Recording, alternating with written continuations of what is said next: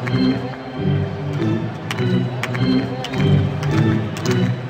this edition of Alberta Dugout Stories, the podcast, author Brad Balukjian joins us to talk about his latest book, The Wax Pack.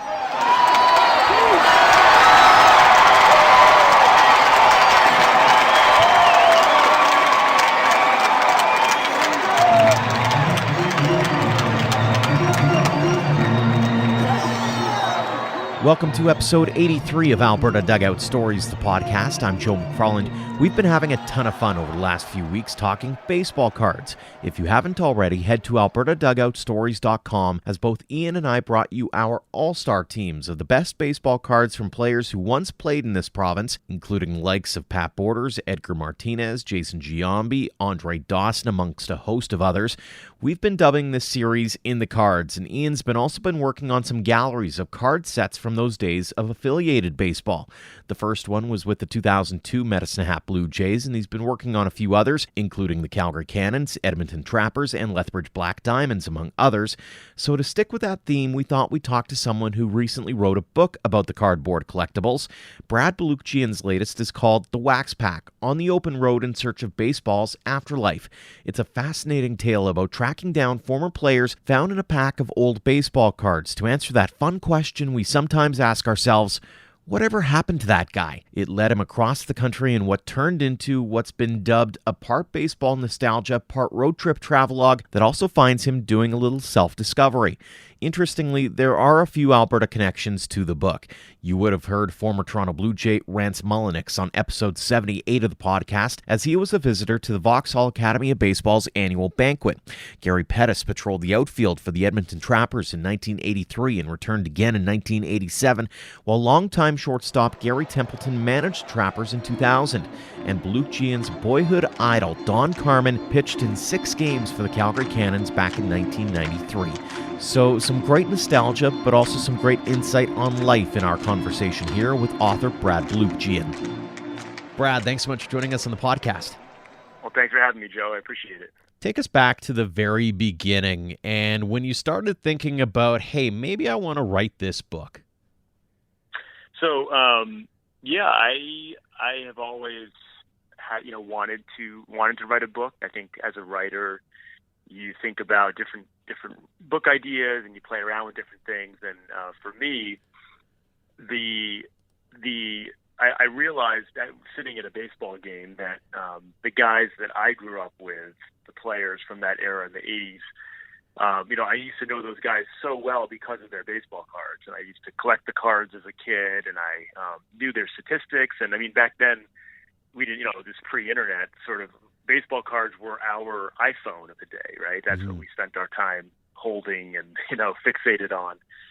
And so I realized that in the current game, even though I still follow baseball, I don't really know the players that well. I don't know their statistics. And so I started wondering, whatever happened to the guys that I grew up watching? And I think that kind of where are they now theme is something that's universally attractive to people, that's interesting. And so that's what first got me going. And then I started to think about the actual vessel for the cards back in the day, which was the Wax Pack. And I thought, oh, how cool that if you could get a pack that had never been opened, that could provide the device for picking a random sample of guys from that era to track down. And as somebody that always, my favorite players were always the guys that were not the superstars, it would also give me a chance to write about the guys that I liked the most as a kid.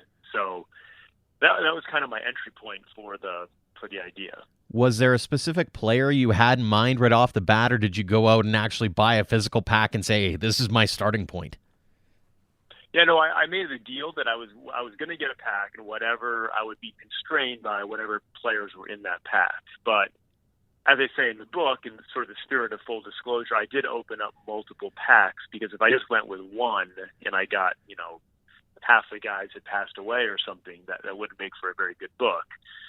So I opened up several packs, but I made sure not to mix and match the cards between packs. So the pack that I ended up going with, which included my favorite player as a kid, a guy named Don Carmen, was in that pack. The integrity of that pack was intact. Those guys were all bundled together. Why Don Carmen? Yeah, good question. That question kind of goes throughout the book because, other than him being a guy that was, again, one of the underdog players who played for my favorite team, which was the Phillies, there was nothing particular beyond that would have drawn me to him. But I thought it was pretty uncanny as I got to know him in the book, how similar I actually am to him. And so, I'm a scientist. I teach biology. I'm not one prone to the notion that, everything happens for a reason or fate and all that. But I got to say, it's kind of making a believer out of me, because if you read the book, you'll see that the number of parallels in sort of my life and Don Carmen's life are pretty amazing. Other than the fact that I obviously didn't play Major League Baseball, there's a lot that I have in common with him. So maybe it was meant to be that he would be my favorite player. So what made you decide that you wanted to actually do the whole travel aspect of it versus, I know, and you and I are talking on the phone now, it's so easy to do interviews over email or over a phone call or over a Skype, and yet you went the extra mile, literally, like over 11,000 miles to make this all happen. Right. And that's because, to me, this is a narrative. This is a story. To me, it's not just about the idea of tracking the guys down or telling their stories or even baseball from that era. I think, journalists or people that do this kind of writing were storytellers, and I wanted to write the best possible, most compelling story that I could about these guys and this experience in that era. And to do that, I felt like the best way to do that would be to actually take a giant monster road trip, because then I could write about, there would be so much more to write about, right? There'd be the places that I go to, the experience of the road.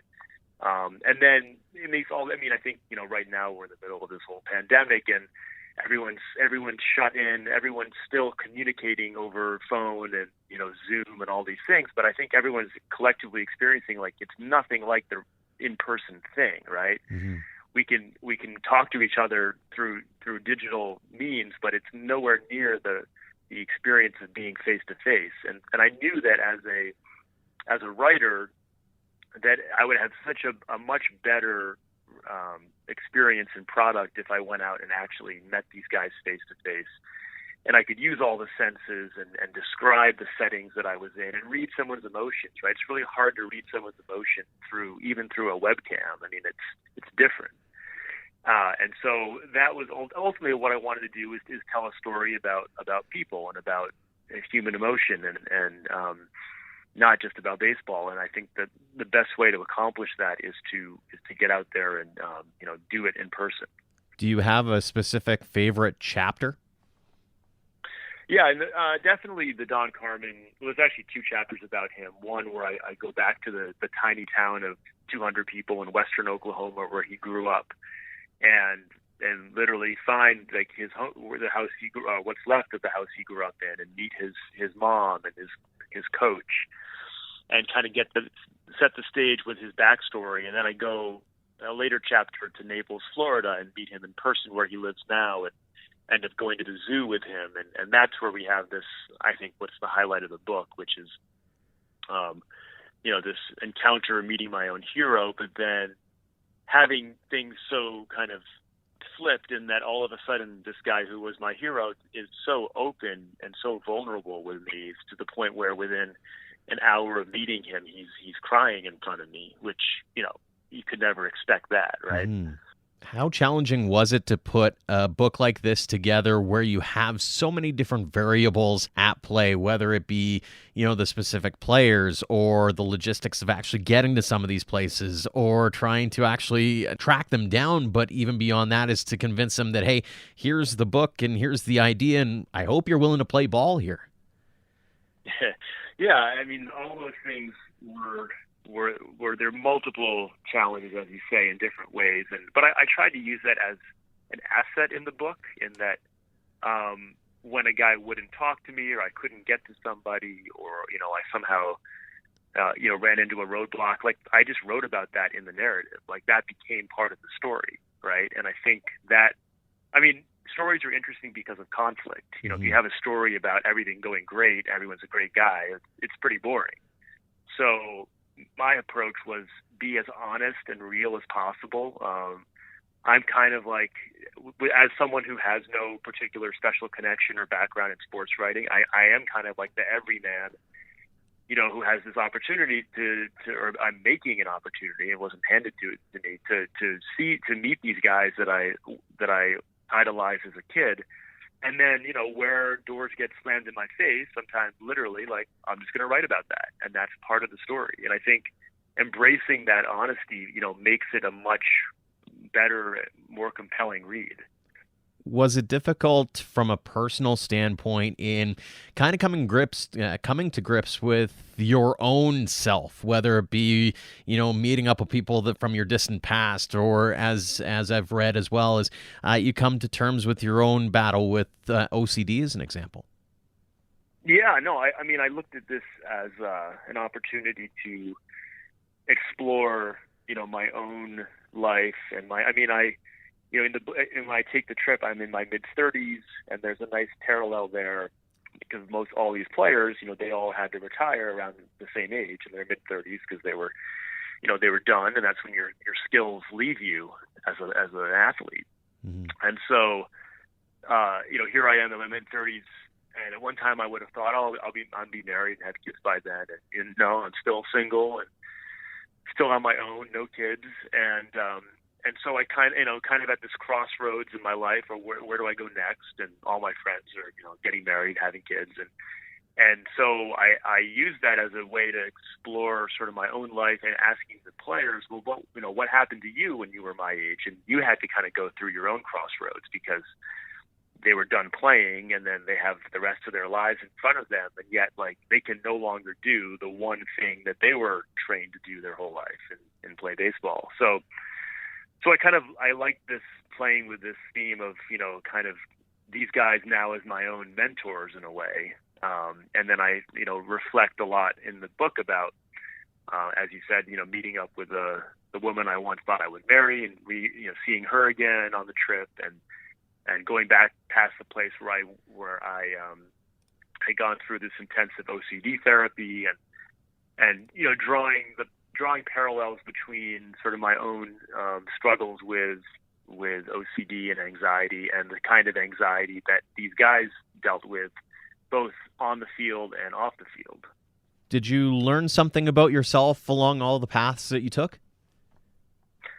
Yeah, I think that I learned and had reinforced by the players the notion that you know, what's really important in baseball, but in life in general, is really to try to be as present as you can.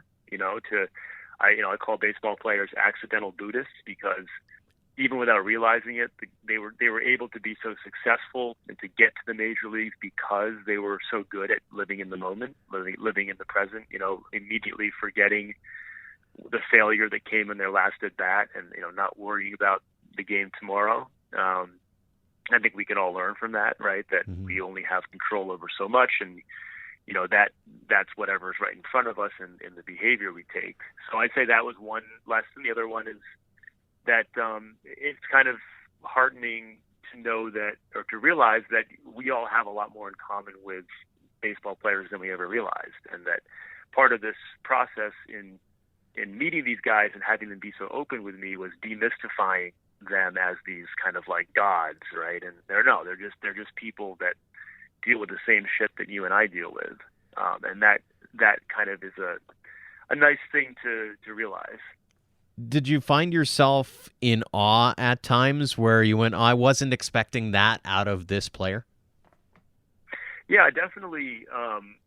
The multiple times where they would get emotional or sort of open up, and you know, that kind of was surprising to me. I didn't think they would necessarily let their guard down that much, but I appreciated that. You know, to me that was flattering that they would be willing to be that open and vulnerable with me. When you look back on the initial stages, did you write the book that you had in mind, or did it actually kind of transform itself into something that you weren't totally expecting in the beginning? Yeah, I mean, I think the beauty of it was that it became something bigger than I thought it was going to be. And that, I mean, initially it was sort of just this open-ended, well, what happened to these guys? And, how do they handle life after baseball? And then through the process, I get all these other themes come in, which is things like the father-son relationship and their how they handled some of the trauma with that, their vulnerability. Race became an issue. Talking to guys like Gary Templeton and Al Cowan's family about what it was like to be a black player in the 70s and 80s. Those were things that I didn't really know were going to come up along the way, but I think they make the book a lot better. When you think of it from a reader's perspective, what do you hope the average reader takes away from your book? Well, I hope, number one, that they are entertained and not just informed. I mean, this kind of writing, this book was a challenge. It was a challenge to write, to get a deal for. I mean, it took a long time to get published because I took the trip on my own dime. I had no book deal, no advance, and then I had to come back and try to get a deal after I'd taken the trip. And I got a lot of rejection and a lot of people that said, this isn't going to work. Why should you be a character in the book and all that? But I stuck to my guns, and I always felt like the vision that I had for the book, which was to be this kind of multi-genre book that's part baseball and part memoir and part travelogue, but really that it would go beyond baseball, that it would have lessons for people that go beyond just the experience of these baseball players. And I think that's what I hope people can get out of it is that there are they have a lot more in common with these ball players, and then they can learn a lot of lessons that they can apply to their own life from what comes out of this road trip. What did it mean to you to actually see this all come to fruition and to actually have a physical copy of your book in your hands? Yeah, I think, the first time you do anything, I think, is always the most memorable, right? So people have asked me, well, what's your next book going to be about? And it's like, yeah, I mean, I have ideas, but back to the idea of like being in the present. I mean, to me, I'm enjoying every part of this process from beginning to end. And so when I first got the book, the actual copy in the mail from the publisher, I won't underplay it. I mean, it was a great feeling to see 6 years of labor, kind of wrapped up in this physical object. And so I take, a lot of pride in being able to see this symbol of all that in the book. I'd be remiss if I didn't ask the question then have you had those thoughts about what's next, or are you just kind of taking that actual breather then? Yeah, I don't think, I've had some thoughts. I mean, I don't think I would do another book like the same way as this, like a sequel or anything. And people have said, oh, you should do another one. And I just don't think it could ever be as good as the original. The idea is has been done. And before this, I wrote a lot of shorter stuff. Like I said, I'm a biology professor, so I usually write about science, and so I have a lot of ideas in that area. So we'll see. I mean, I'm going to maybe try to do some shorter stuff again because 6 years is a long time to invest in one thing. Brad, I appreciate your time here on the podcast. Thank you so much for joining us and shedding a little bit of light into the Wax Pack. Well, thanks a lot. I appreciate you having me on, and I hope people. So you can, if you go to waxpackbook.com, you can see where to get the book, and I hope people will, especially now, with the pandemic that's going on, independent bookstores are really getting hammered, and so on my site I have a link to where people could actually get the book through their local bookstore, which are still open to fulfill orders. Thanks again to Brad Balukjian for joining us, and as always, thanks to you for downloading and listening. If you're enjoying the podcast, make sure to leave us a rating and review if you can on your provider of choice. Doing those kinds of things helps spread the word about the ADS podcast. And speaking of spreading the word, we'd love to hear about other baseball podcasts you enjoy. If you were a fan of this particular episode as an example, then you might enjoy Baseball by the Book by Justin McGuire. It's all about baseball books, and he has a lot of great historical pieces.